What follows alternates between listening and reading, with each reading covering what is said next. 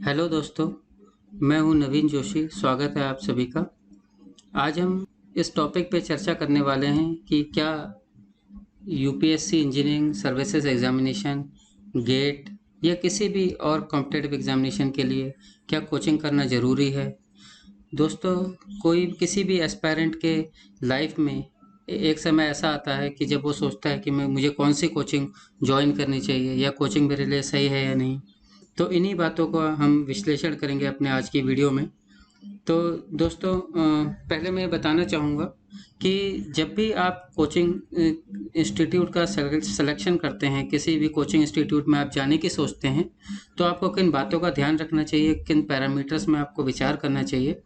पहले तो जो उस कोचिंग में स्टूडेंट्स पढ़ रहे हैं या पढ़ चुके हों, उनसे फीडबैक आपको लेना चाहिए, क्योंकि जिसने पढ़ा होता है कोचिंग में वही पूरे साल का अच्छा फीडबैक आपको दे सकता है। और दोस्तों, आजकल फैसिलिटी है ऑनलाइन रिव्यूज़ देखने की, तो कोचिंग के रिव्यूज़ ऑनलाइन भी आसानी से अवेलेबल हो जाते हैं, तो आप वो भी देख सकते हैं। और कोचिंग इंस्टीट्यूट के मैनेजमेंट से आप कुछ फ्री डेमो क्लासेस की बात भी कर सकते हैं। अगर आप डेमो क्लास से ये जो है रिकॉग्नाइज कर पाते हैं कि कोचिंग ठीक है, तो वहाँ पे आप एडमिशन ले सकते हैं। दोस्तों, जब मुझे भी ये जो है क्वेश्चन आया था अपनी प्रिपरेशन के टाइम पे कि मुझे कौन सी कोचिंग ज्वाइन करनी चाहिए, तो मैंने कुछ ऑनलाइन रिव्यूज़ देखे थे। तो वहाँ पे मुझे कुछ कोचिंग के बड़े बेकार रिव्यूज़ भी मिले थे, तो उनको देखते हुए मैंने उस कोचिंग में नहीं जाने का फ़ैसला किया था। तो वो रिव्यू मेरे लिए हेल्पफुल थे। तो इसीलिए मैं आपसे ये कहूँगा कि रिव्यूज़ को भी आप देखें, ऑनलाइन रिव्यूज़ को भी। आजकल तो बहुत सारी वेबसाइट हैं जो जिसमें आपको ऑनलाइन रिव्यू मिल जाते हैं। ठीक है, अब देखिए कि कोचिंग के कुछ मेरिट्स और डीमेरिट्स की क्या-क्या मेरिट्स हैं, क्या-क्या डीमेरिट्स हैं।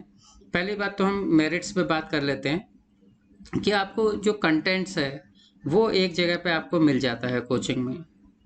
और दूसरा, आपका पूरा सिलेबस कोचिंग वाले कवर करवा देते हैं। आपको बहुत मोटी-मोटी बुक्स पढ़ने की, पूरी बुक्स पढ़ने की आपको ज़रूरत नहीं रह जाती है। और दोस्तों, तीसरा पॉइंट जो है वो आपकी प्रिपरेशन का असेसमेंट होता रहता है। आपके फेलो स्टूडेंट्स हैं उनके साथ डिस्कशन करके या टेस्ट सीरीज में अपनी परफॉर्मेंस को चेक करके। ठीक है। तो लेकिन इसके साथ साथ ही कुछ डीमेरिट्स भी हैं, जैसे कि पैसा काफ़ी खर्च होता है कोचिंग में। और अगर कोचिंग घर से बहुत ज़्यादा दूर है तो ट्रैवलिंग में काफ़ी टाइम वेस्ट हो जाता है। और तीसरा, अगर अपने शहर से बाहर है कोचिंग, तो आपको खाने पीने का सब चीज़ों का बंदोबस्त करना पड़ता है, जो अपने आप में एक जो है हरक्यूलियन टास्क है। तो इन सभी चीज़ों को ध्यान में रखते हुए आपको अपना सिलेक्शन करना है कि कोचिंग आपको ज्वाइन करनी है नहीं करनी है। दोस्तों, यदि आप कोचिंग इंस्टीट्यूट में एडमिशन लेने जा रहे हैं, तो कुछ मैं डूज़ एंड डोंट्स आपके साथ डिस्कस करूंगा, तो इन बातों का आपको ध्यान रखना है। दोस्तों, सबसे पहली बात हम डूज़ पे नज़र डाल लेते हैं कि आपको ऐसी कोचिंग का सिलेक्शन करना चाहिए जहाँ पे टीचिंग की क्वालिटी ठीक हो।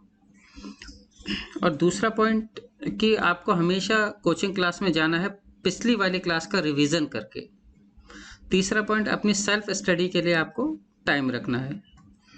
और अब डोंट्स पे की अगर हम बात करें कि जब भी आप कोचिंग इंस्टीट्यूट का सिलेक्शन करते हैं, तो आपको जो टॉपर्स की फ़ोटो वो डालते हैं अपनी कोचिंग का ऐड करते वक्त, आपको उन फ़ोटो को देख के नहीं जाना है कोचिंग में।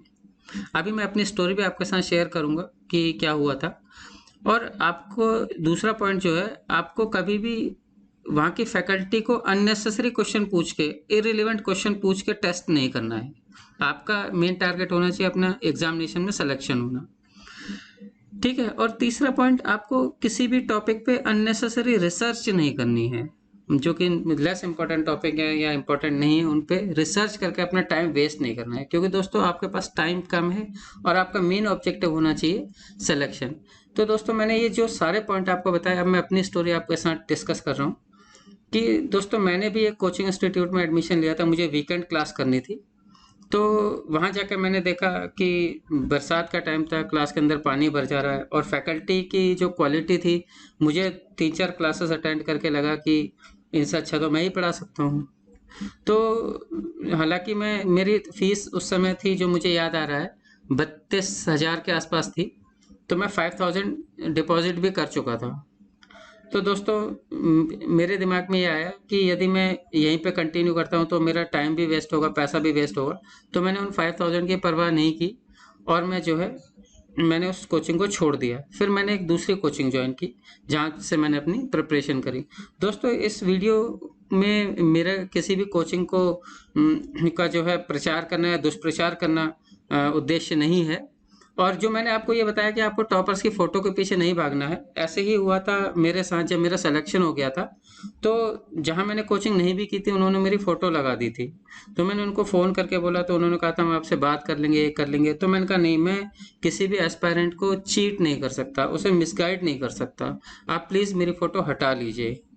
ठीक है, तो दोस्तों मैं आपको यही गाइड करना चाहूँगा कि आपको कोचिंग इंस्टीट्यूट जो अपने ऐड में फ़ोटोज़ दिखाते हैं टॉपर्स की, उनमें आपको नहीं आना है।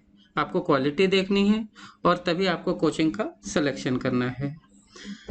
ठीक है, तो दोस्तों मुझे लगता है कि आपको आज का वीडियो पसंद आया होगा, ये आपके लिए हेल्पफुल भी रहेगा। ज़्यादा से ज़्यादा अपने दोस्तों के बीच में शेयर कीजिए और आपका किसी भी तरीके का कोई भी डाउट है तो आप मुझे कमेंट बॉक्स में ज़रूर लिखिए। मैं आपकी सभी इश्यूज़ को रिजॉल्व करने की कोशिश करूँगा।